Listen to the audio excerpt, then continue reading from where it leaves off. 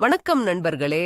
உங்கள் வீட்டுத் தோட்டத்தில் பெரிய அடர்த்தியான முட்டைக்கோஸ்களை வளர்க்க வேண்டும் என்று ஆசைப்படுகிறீர்களா? ஆனால் எப்போது எப்படி ஆரம்பிப்பது என்று குழப்பமாக இருக்கிறதா?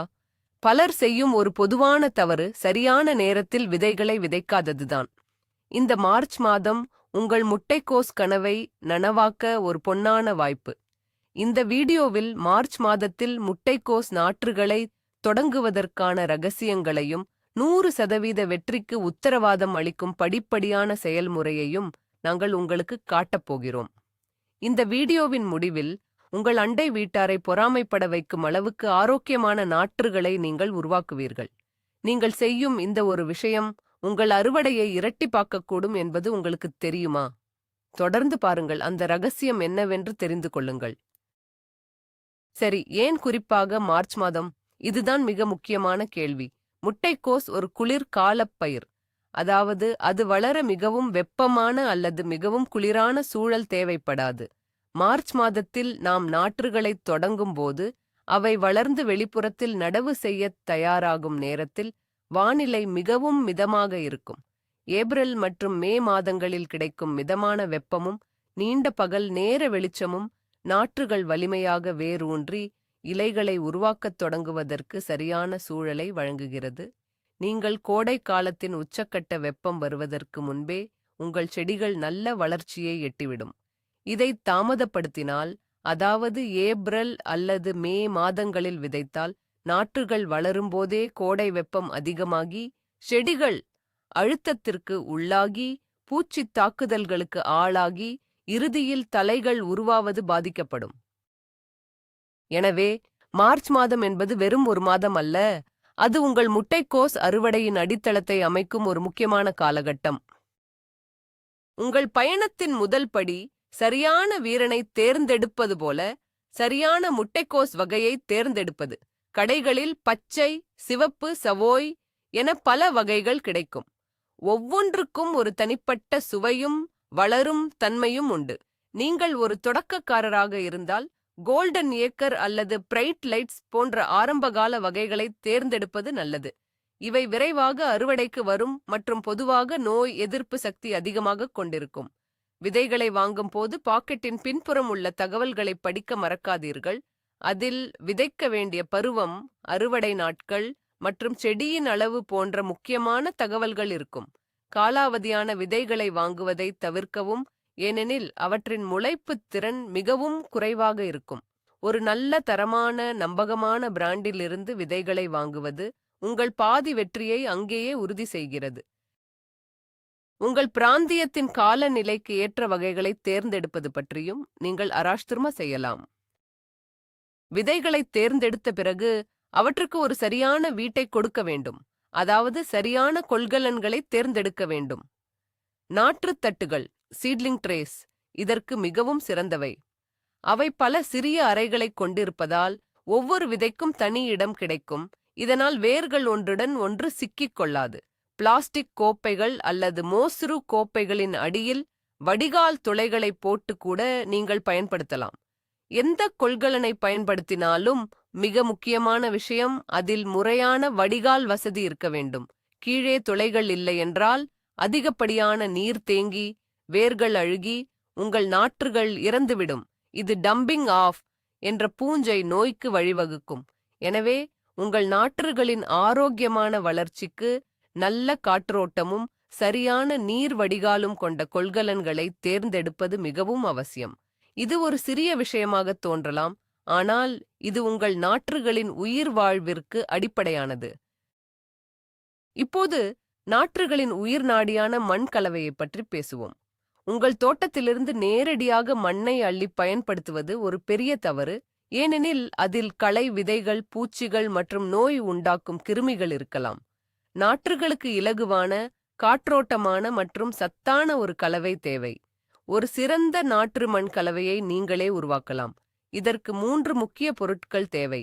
ஒரு பங்கு தேங்காய் நார் கழிவு, கோகோபீட், இது ஈரப்பதத்தை நன்றாக தக்க வைக்கும். ஒரு பங்கு மண்புழு உரம், வெர்மிகாம்போஸ்ட், இது நாற்றுகளுக்கு தேவையான ஆரம்ப கட்ட ஊட்டச்சத்துக்களை வழங்கும். மற்றும் ஒரு பங்கு பெர்லைட் அல்லது மணல், இது மண் கலவையை இலகுவாகவும் காற்றோட்டமாகவும் வைத்திருக்க உதவும். இந்த மூன்றையும் சம விகிதத்தில் கலந்து கட்டிகள் இல்லாமல் நன்கு கலக்கவும். இந்த கலவை நாற்றுகளின் மென்மையான வேர்கள் எளிதாக ஊடுருவிச் செல்லவும், தேவையான நீரையும் காற்றையும் பெறவும் மற்றும் ஆரோக்கியமாக வளரவும் சரியான அடித்தளத்தை அமைத்துக் கொடுக்கும். நீங்கள் தயாரித்த மண் கலவையை அப்படியே பயன்படுத்துவதற்கு முன்பு ஒரு முக்கியமான படியை மேற்கொள்ள வேண்டும். அதுதான் மண் கலவையை கிருமி நீக்கம் செய்வது. இது பல தோட்டக்காரர்கள் தவிர்க்கும் ஒரு படியாகும், ஆனால் இது நாற்றுகளை டம்பிங் ஆஃப் போன்ற பூஞ்சை நோய்களிலிருந்து பாதுகாக்க மிகவும் அவசியம். இந்த நோய் நாற்றுகளின் தண்டு பகுதியை தாக்கி அவற்றை மண்ணின் மட்டத்தில் சரிந்து விழச் செய்துவிடும். இதைத் தடுக்க உங்கள் மண் கலவையை ஒரு பழைய பேக்கிங் தட்டில் பரப்பி அதை 180 டிகிரி செல்சியஸில் சுமார் 30 நிமிடங்கள் சூடாக்கலாம். அல்லது ஒரு கருப்பு பிளாஸ்டிக் பையில் மண் கலவையை நிரப்பி அதை நன்கு கட்டி 2 முதல் 4 வாரங்கள் வெயிலில் வைப்பதன் மூலம் சூரிய ஒளியை பயன்படுத்தி கிருமி நீக்கம் செய்யலாம். இந்த செயல்முறை மண்ணில் உள்ள தீங்கு விளைவிக்கும் பூஞ்சைகள், பாக்டீரியாக்கள் மற்றும் பூச்சி முட்டைகளை அழித்துவிடும். இது உங்கள் நாற்றுகளுக்கு ஒரு பாதுகாப்பான மற்றும் ஆரோக்கியமான தொடக்கத்தை உறுதி செய்யும் ஒரு தடுப்பு நடவடிக்கை. இப்போது மிகவும் உற்சாகமான பகுதிக்கு வருவோம், விதைகளை விதைப்பது. இங்கே 2 முக்கியமான விதிகளை நினைவில் கொள்ள வேண்டும்: ஆழம் மற்றும் இடைவெளி. பொதுவான விதி என்னவென்றால், ஒரு விதையை அதன் விட்டத்தைப் போல 2 மடங்கு ஆழத்தில் விதைக்க வேண்டும். முட்டைக்கோஸ் விதைகள் சிறியதாக இருப்பதால் அவற்றை சுமார் 1/4 அங்குல ஆழத்தில் விதைத்தால் போதும். மிகவும் ஆழமாக விதைத்தால் முளைத்து வெளியே வருவதற்கு விதைக்கு அதிக சக்தி தேவைப்படும். சில சமயங்களில் அது தோல்வியடைந்துவிடும். மிகவும் மேலோட்டமாக விதைத்தால் அது எளிதில் காய்ந்துவிடும் அல்லது பறவைகளால் உண்ணப்படலாம். நாற்றுத் தட்டுகளில் விதைக்கும்போது ஒவ்வொரு அறைக்கும் 1 அல்லது 2 விதைகளை மட்டும் இடவும். இது நாற்றுகளுக்கு வளர போதுமான இடத்தை கொடுக்கும் மற்றும் ஊட்டச்சத்துக்களுக்கான போட்டியை தவிர்க்கும். விதைகள் முளைத்த பிறகு ஒவ்வொரு அறையிலும் உள்ள பலவீனமான நாற்றை நீக்கிவிட்டு வலிமையான ஒன்றை மட்டும் வளர அனுமதிக்கலாம். இந்த செயல்முறை தின்னிங் என்று அழைக்கப்படுகிறது. விதைகளை விதைத்த பிறகு அவற்றிற்கு முதல் முறையாக உயிர் கொடுக்கும் தண்ணீரை மிக கவனமாக கொடுக்க வேண்டும். ஒரு பெரிய குவளையிலிருந்து தண்ணீரை ஊற்றினால் விதைகள் மண்ணுக்குள் ஆழமாகச் செல்லக்கூடும் அல்லது இடமாற்றம் செய்யப்படலாம். இதை தவிர்க்க ஒரு ஸ்ப்ரே பாட்டில் பயன்படுத்தி மெதுவாக தெளிப்பதே சிறந்த வழியாகும். மண் முழுவதும் சமமாக ஈரமாக இருக்கும் வரை தெளிக்கவும், ஆனால் குளம் போல தேங்கி நிற்கக்கூடாது. ஆரம்ப கட்டத்தில் மண் தொடர்ந்து ஈரமாக இருப்பது மிகவும் முக்கியம், ஏனெனில் விதைகள் முளைப்பதற்கு ஈரப்பதம் அவசியம். ஒரு முறை விதைத்த பிறகு மண் காய்ந்துவிட்டால் முளைப்பு செயல்முறை நின்றுவிடும். எனவே தினமும் மண்ணின் ஈரப்பதத்தை சரிபார்த்து தேவைப்பட்டால் மெதுவாகத் தெளிக்கவும். முதல் சில நாட்களுக்கு இந்த மென்மையான கவனிப்பு உங்கள் விதைகளின் வெற்றிகரமான முளைப்பிற்கு வழிவகுக்கும். விதைகள் முளைப்பதற்கு தேவையான ஈரப்பதத்தையும் வெப்பத்தையும் தக்கவைக்க நாம் ஒரு மினி பசுமை குடில், மினி கிரீன்ஹவுஸ் விளைவை உருவாக்க வேண்டும். இது மிகவும் எளிதானது. உங்கள் நாற்றுத் தட்டுகளை ஒரு தெளிவான பிளாஸ்டிக் உறை அல்லது பிளாஸ்டிக் ராப் கொண்டு மூடவும். இது உள்ளே ஒரு ஈரப்பதமான மற்றும் சூடான சூழலை உருவாக்கும். இது விதைகள் விரைவாக முளைக்க உதவும். ஆனால் காற்றோட்டம் மிகவும் முக்கியம். தினமும் ஒரு முறை பிளாஸ்டிக் உறையை அகற்றி புதிய காற்று உள்ளே செல்ல அனுமதிக்கவும். இல்லையெனில் அதிகப்படியான ஈரப்பதம் பூஞ்சை வளர்ச்சிக்கு வழிவகுக்கும். மாற்றாக நீங்கள் நாற்றுத் தட்டுகளுக்கு என்றே விற்கப்படும் தெளிவான பிளாஸ்டிக் மூடிகளைப் பயன்படுத்தலாம். அவற்றில் பொதுவாக காற்றோட்டத்திற்காக சிறிய துளைகள் இருக்கும். இந்த எளிய தந்திரம் முளைப்பு விகிதத்தை கணிசமாக அதிகரித்து உங்கள் நாற்றுகளுக்கு ஒரு சிறந்த தொடக்கத்தை வழங்கும். உங்கள் நாற்றுத் தட்டுகளை எங்கே வைப்பது என்பது அடுத்த முக்கியமான முடிவு. விதைகள் முளைப்பதற்கு வெளிச்சம் தேவையில்லை, ஆனால் வெப்பம் தேவை. சுமார் 20 முதல் 25 டிகிரி செல்சியஸ் வெப்பநிலை முளைப்பதற்கு ஏற்றது. உங்கள் வீட்டின் கதகதப்பான இடத்தில், உதாரணமாக குளிர்சாதன பெட்டியின் மேல் அல்லது ஒரு வாட்டர் ஹீட்டருக்கு அருகில் வைக்கலாம். விதைகள் முளைத்தவுடன் நிலைமை தலைகீழாக மாறும். இப்போது அவற்றுக்கு வெளிச்சம் மிக மிக அவசியம். தினமும் குறைந்தது 6 முதல் 8 மணி நேரம் பிரகாசமான மறைமுகமான சூரிய ஒளி தேவை. தெற்கு நோக்கிய ஜன்னல் ஓரம் ஒரு சிறந்த இடமாக இருக்கும். போதுமான சூரிய ஒளி கிடைக்கவில்லை என்றால் நாற்றுகள் ஒளியை தேடி மெலிந்து நீண்டு பலவீனமாக வளரும். இதை லெக்கி நாற்றுகள் என்று அழைப்பார்கள். இதை தவிர்க்க பிரயோஜ்னே கிருத்திரிம் வளர்ச்சி விளக்குகளையும் குரோ லைட்ஸ் பயன்படுத்தலாம். ஒரு சில நாட்களில் மண்ணிலிருந்து சிறிய பச்சை தளிர்கள் வெளிவருவதை பார்ப்பீர்கள். இதுதான் அந்த மாயாஜால தருணம். உங்கள் விதைகள் முளைத்துவிட்டன. இந்த தருணத்தில் நீங்கள் உடனடியாகச் செய்ய வேண்டிய சில விஷயங்கள் உள்ளன. முதலில் நீங்கள் பயன்படுத்திய பிளாஸ்டிக் உரையை அல்லது மூடியை முழுவதுமாக அகற்றிவிட வேண்டும். இனிமேல் அந்த ஈரப்பதமான சூழல் தேவையில்லை. மாறாக நல்ல காற்றோட்டம் தேவை. காற்றோட்டம் இல்லையெனில் நாற்றுகளின் தண்டு பகுதியில் பூஞ்சை நோய் தாக்கி ஏவியாய் கூலிப்புத்தாயி. நாற்றுகள் வெளிப்பட்டவுடன் அவற்றுக்கு உடனடியாக வெளிச்சம் தேவை. அவற்றை உடனடியாக உங்கள் வீட்டின் பிரகாசமான இடத்திற்கு மாற்றவும். இந்த முதல் சில நாட்கள் நாற்றுகள் மிகவும் மென்மையாக இருக்கும். எனவே அவற்றை கையாளும் போது மிகவும் கவனமாக இருக்க வேண்டும். உங்கள் கடின உழைப்பின் முதல் பலனை நீங்கள் இப்போது பார்க்கத் தொடங்குகிறீர்கள். நாற்றுகள் வளரத் தொடங்கியவுடன் அவற்றுக்கு சரியான அளவு வெளிச்சம் கொடுப்பது அவற்றின் வலிமைக்கு மிக அவசியம். முன்னரே சொன்னது போல் போதுமான வெளிச்சம் இல்லை என்றால் நாற்றுகள் நீண்டு மெலிந்துவிடும். இந்த லெக்கி நாற்றுகள் வெளிப்புறத்தில் நடவு செய்யும் போது எளிதில் உடைந்துவிடும் அல்லது வலுவான காற்றை தாங்காது. இதை தவிர்க்க உங்கள் நாற்றுத் தட்டுகளை தினமும் கால் பகுதி சுழற்றி விடுங்கள். இது செடியின் அனைத்து பக்கங்களுக்கும் சமமான ஒளி கிடைப்பதை உறுதி செய்யும். மேலும் தண்டு நேராகவும் வலிமையாகவும் வளர உதவும். உங்கள் ஜன்னல் ஓரத்தில் போதுமான சூரிய ஒளி கிடைக்கவில்லை என்றால் ஒரு சாதாரண புளோரசன்ட் விளக்கை நாற்றுகளுக்கு மேல் 2 முதல் 3 அங்குல உயரத்தில் வைத்து தினமும் 14 முதல் 16 மணி நேரம் ஒளிரச் செய்யலாம். இது சூரிய ஒளிக்கு ஒரு சிறந்த மாற்றாக இருக்கும். வலுவான தண்டு ஆரோக்கியமான நாற்றின் அடையாளம் என்பதை நினைவில் கொள்ளுங்கள். நாற்றுகள் வளரும்போது நீர்ப்பாசனம் செய்யும் முறையில் ஒரு சிறிய மாற்றத்தை கொண்டு வர வேண்டும். இனிமேல் மேலிருந்து ஸ்ப்ரே செய்வதை தவிர்ப்பது நல்லது. ஏனெனில் இலைகளில் தண்ணீர் தேங்குவது பூஞ்சை நோய்களை வரவழைக்கும். இதற்கு பதிலாக கீழிருந்து நீர் பாய்ச்சும் பாட்டம் வாட்டரிங் முறையை பின்பற்றுவது சிறந்தது. உங்கள் நாற்று தட்டை ஒரு பெரிய தட்டில் வைத்து அந்த பெரிய தட்டில் தண்ணீரை ஊற்றவும். கொள்கலன்களின் அடியில் உள்ள வடிகால் துளைகள் வழியாக மண் தேவையான நீரை உறிஞ்சிக்கொள்ளும். சுமார் 20 முதல் 30 நிமிடங்களுக்குப் பிறகு மண் மேல்மாய் ஈரமாக தெரிந்தவுடன் நாற்றுத் தட்டை வெளியே எடுத்து அதிகப்படியான நீரை வடிய விடவும். இந்த முறை வேர்கள் ஆழமாக வளரத் தூண்டும் மற்றும் இலைகளை உலர வைக்கும். ஒவ்வொரு முறையும் நீர் பாய்ச்சுவதற்கு முன்பு விரலை விட்டு மண்ணின் ஈரப்பதத்தை சரிபார்க்கவும். மேல் மண் தொடுவதற்கு உலர்ந்திருந்தால் மட்டுமே மீண்டும் நீர் பாய்ச்ச வேண்டும். உங்கள் நாற்றுகள் வளரும்போது நீங்கள் 2 வகையான இலைகளை கவனிப்பீர்கள். முதலில் தோன்றுபவை வித்திலைகள், கோட்லெடன்ஸ் அல்லது விதை இலைகள்.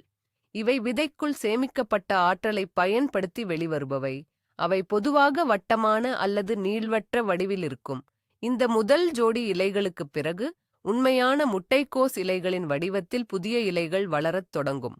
இவைதான் உண்மை இலைகள், ட்ரூ லீவ்ஸ். உங்கள் நாற்றுக்கு 1 அல்லது 2 ஜோடி உண்மை இலைகள் வந்தவுடன் அது ஒரு முக்கியமான மைல்கல்லை எட்டிவிட்டது என்று அர்த்தம். இந்த கட்டத்தில் செடி ஒளிச்சேர்க்கை மூலம் தனக்கு தேவையான உணவை தயாரிக்கத் தொடங்கிவிட்டது. இதுதான் நீங்கள் நாற்றுகளுக்கு முதலில் உரம் கொடுக்கத் தொடங்க வேண்டிய சரியான நேரமும் கூட. இந்த வேறுபாட்டை அறிந்து கொள்வது உங்கள் நாற்றுகளின் வளர்ச்சி நிலையை சரியாக புரிந்து கொள்ள உதவும். உண்மை இலைகள் தோன்றியவுடன் உங்கள் சிறிய செடிகளுக்கு கூடுதல் ஊக்கம் தேவை. இப்போதுதான் முதலில் உரம் கொடுக்க வேண்டும். ஆனால் மிகவும் கவனமாக இருக்க வேண்டும். நாற்றுகள் மிகவும் மென்மையானவை. எனவே அதிகப்படியான உரம் அவற்றின் வேர்களை எரித்துவிடும். கடைகளில் கிடைக்கும் எந்தவொரு சமச்சீரான திரவ உரத்தையும், லிக்விட் ஃபெர்டிலைசர், பயன்படுத்தலாம். ஆனால் பாக்கெட்டில் பரிந்துரைக்கப்பட்ட அளவில் 1/4 பங்கு அல்லது பாதி பங்கு மட்டுமே பயன்படுத்த வேண்டும். அதாவது உரத்தை மிகவும் நீர்த்துப் போகச் செய்ய வேண்டும். இந்த நீர்த்த உரத்தை வழக்கமான நீர்ப்பாசனத்திற்கு பதிலாக வாரம் ஒரு முறை கொடுக்கலாம். மீன் அமிலம், ஃபிஷ் எமல்ஷன், அல்லது கடல் பாசி கரைசல் சீவீட் சொல்யூஷன் போன்ற கரிம உரங்கள் நாற்றுகளுக்கு மிகவும் பாதுகாப்பானவை மற்றும் சிறந்தவை. இந்த மென்மையான உணவு நாற்றுகள் வலிமையாகவும் பசுமையாகவும் ஆரோக்கியமாகவும் வளர உதவும். உங்கள் நாற்றுகள் 4 முதல் 6 வாரங்கள் வளர்ந்து பல ஜோடி உண்மை இலைகளுடன் சுமார் 4 முதல் 6 அங்குல உயரத்தில் வலிமையாக இருக்கும்போது அவை வெளிப்புற உலகிற்குச் செல்ல கிட்டத்தட்ட தயாராகிவிட்டன. ஆனால் அவற்றை வீட்டிற்குள் உள்ள பாதுகாப்பான சூழலில் இருந்து எடுத்து உடனடியாக தோட்டத்தில் நட்டுவிட முடியாது. அப்படிச் செய்தால் அவை சூரியன், காற்று மற்றும் வெப்பநிலை மாற்றங்களால் ஏற்படும் அதிர்ச்சிக்கு டிரான்ஸ்பிளான்ட் ஷாக் உள்ளாகி இறந்துவிடும். எனவே அவற்றை படிப்படியாக வெளிப்புற சூழலுக்கு பழக்கப்படுத்த வேண்டும். இந்த செயல்முறை கடினப்படுத்துதல் ஹார்டனிங் ஆஃப் என்று அழைக்கப்படுகிறது. இது மிகவும் முக்கியமான படியாகும். இதை தவிர்க்கவே கூடாது. இது உங்கள் குழந்தையை முதல் முறையாக பள்ளிக்கு அனுப்புவது போன்றது. அவர்களுக்கு புதிய சூழலை பழக்கப்படுத்த சிறிது நேரம் தேவைப்படும்.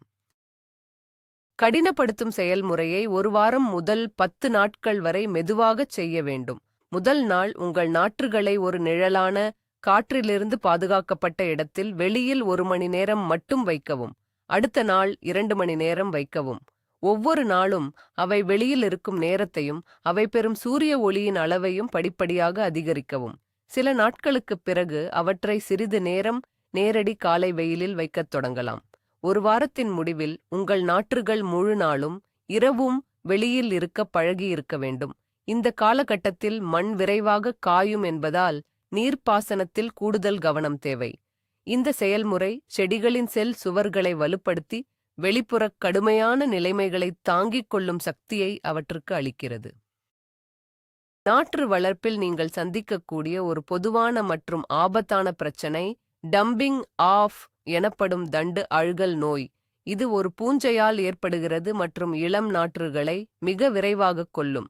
இதன் அறிகுறிகள் நாற்றின் தண்டு மண்ணின் மட்டத்தில் மெல்லியதாகி நீர் கோர்த்தது போல தோன்றி செடி திடீரென்று சரிந்து விழுவது. இதைத் தடுக்க சில முன்னெச்சரிக்கை நடவடிக்கைகளை எடுக்கலாம். எப்போதும் கிருமி நீக்கம் செய்யப்பட்ட மண் கலவை மற்றும் சுத்தமான கொள்கலன்களை பயன்படுத்தவும். விதைகளை மிகவும் நெருக்கமாக விதைப்பதைத் தவிர்க்கவும். நல்ல காற்றோட்டம் இருப்பதை உறுதி செய்யவும். மேலிருந்து நீர் பாய்ச்சுவதற்கு பதிலாக கீழிருந்து நீர் பாய்ச்சும் முறையை பின்பற்றவும். ஒருவேளை உங்கள் நாற்றுகளில் இந்த நோயின் அறிகுறிகளைக் கண்டால் பாதிக்கப்பட்ட நாற்றுகளை உடனடியாக அகற்றிவிடவும். இலவங்கப்பட்டை தூளை மண்ணின் மீது லேசாக தூவுவது ஒரு இயற்கை பூஞ்சை கொல்லியாகச் செயல்படும். நோய்களைத் தவிர சில சிறிய பூச்சிகளும் உங்கள் நாற்றுகளுக்கு தொல்லை கொடுக்கலாம். பூஞ்சை கொசுக்கள் ஃபங்கிஸ் நாட்ஸ் ஒரு பொதுவான பிரச்சனை. இவை மண்ணில் அதிக ஈரப்பதம் இருக்கும்போது வரும் சிறிய கருப்பு ஈக்கள். அவற்றின் லார்வாக்கள் மண்ணில் வாழ்ந்து நாற்றுகளின் வேர்களை சேதப்படுத்தும். இதை கட்டுப்படுத்த மண்ணை அதிகமாக ஈரமாக வைத்திருக்க வேண்டாம். மண்ணின் மேல் ஒரு மெல்லிய அடுக்கு மணலை பரப்புவது இந்த ஈக்கள் முட்டையிடுவதைத் தடுக்கும். அசுவினிப் பூச்சிகளும் அஃபிட்ஸ் சில சமயங்களில் நாற்றுகளை தாக்கலாம். இவை இலைகளின் அடியிலிருந்து சாற்றை உறிஞ்சும். இவற்றைக் கட்டுப்படுத்த வேப்ப எண்ணெய் நீம் ஆயில் கரைசலைத் தெளிப்பது ஒரு சிறந்த இயற்கை வழியாகும். 1 லிட்டர் தண்ணீரில் ஒரு தேக்கரண்டி வேப்ப எண்ணெய் மற்றும் சில துளிகள் திரவ சோப்பு கலந்து செடிகள் மீது, குறிப்பாக இலைகளின் அடிப்புறத்தில் நன்கு படும்படி தெளிக்கவும். உங்கள் கடினப்படுத்தும் செயல்முறை முடிந்து உங்கள் நாற்றுகள் வெளிப்புறத்தில் நடவு செய்ய தயாராக உள்ளன என்பதை எப்படி அறிவது? ஒரு ஆரோக்கியமான நடவுக்குத் தயாரான முட்டைக்கோஸ் நாற்று சில குணாதிசயங்களைக் கொண்டிருக்கும். அது சுமார் 4 முதல் 6 அங்குல உயரம் இருக்க வேண்டும். தண்டு தடிமனாகவும் வலிமையாகவும் இருக்க வேண்டும். அது குறைந்தது 4 முதல் 5 உண்மை இலைகளைக் கொண்டிருக்க வேண்டும். இலைகள் லடர் பச்சை நிறத்தில் ஆரோக்கியமாக இருக்க வேண்டும். மஞ்சள் அல்லது பழுப்பு நிறத்தில் இருக்கக்கூடாது.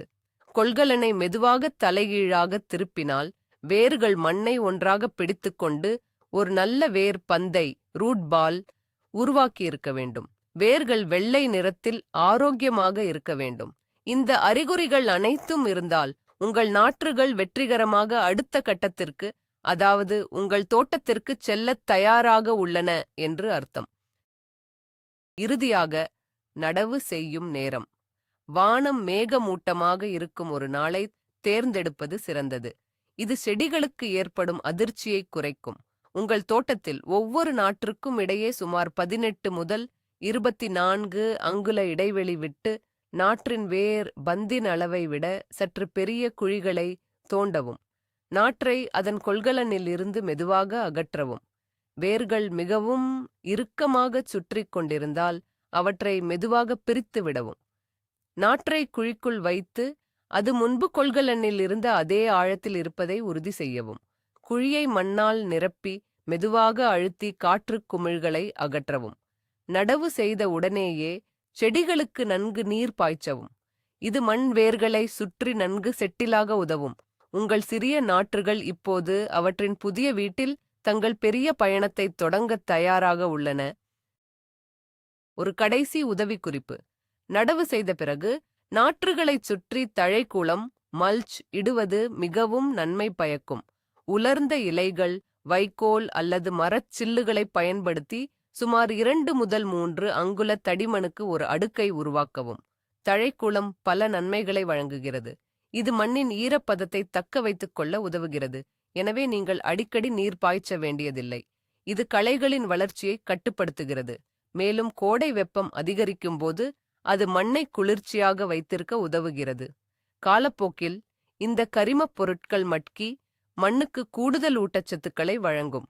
இந்த எளிய படி உங்கள் முட்டைக்கோஸ் செடிகளை ஆரோக்கியமாக வைத்திருக்கவும், உங்கள் பராமரிப்பு வேலையை குறைக்கவும், இறுதியில் ஒரு சிறந்த அறுவடைக்கு வழிவகுக்கவும் பெரிதும் உதவும். உங்கள் வீட்டுத் தோட்டப் பயணம் வெற்றிகரமாக அமைய வாழ்த்துக்கள். நண்பர்களே, பார்த்தீர்களா?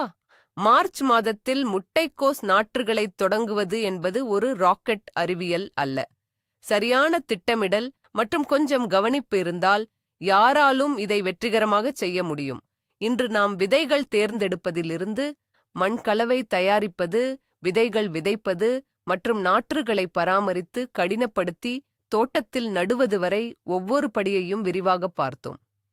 நினைவில் கொள்ளுங்கள், மிக முக்கியமான விஷயம் சரியான நேரத்தில் தொடங்குவது மற்றும் கடினப்படுத்துதல் போன்ற முக்கியமான படிகளை தவிர்க்காமல் இருப்பது. இந்த முறைகளை பின்பற்றினால் கோடை காலத்தில் உங்கள் தோட்டத்தில் இருந்து நீங்களே வளர்த்த சுவையான ரசாயனமில்லாத முட்டைக்கோஸ்களை அறுவடை செய்வதை யாராலும் தடுக்க முடியாது. இந்த வீடியோ உங்களுக்கு பயனுள்ளதாக இருந்திருக்கும் என்று நம்புகிறேன். உங்கள் நேரத்திற்கு மிக்க நன்றி. இந்த வீடியோ உங்களுக்கு பிடித்திருந்தால் லைக் பட்டனை அழுத்தவும், உங்கள் நண்பர்களுடன் பகிரவும், மேலும் இதுபோன்ற தோட்டக்கலை வீடியோக்களுக்கு எங்கள் சேனலுக்கு குழு சேரவும் மறக்காதீர்கள். இப்போது உங்களுக்கான கேள்வி: நீங்கள் இந்த ஆண்டு என்ன வகையான முட்டைக்கோஸை வளர்க்க திட்டமிட்டுள்ளீர்கள்? உங்கள் பதில்களை கீழே உள்ள கருத்துகளில் எங்களுடன் பகிர்ந்து கொள்ளுங்கள். அடுத்த வீடியோவில் சந்திப்போம்.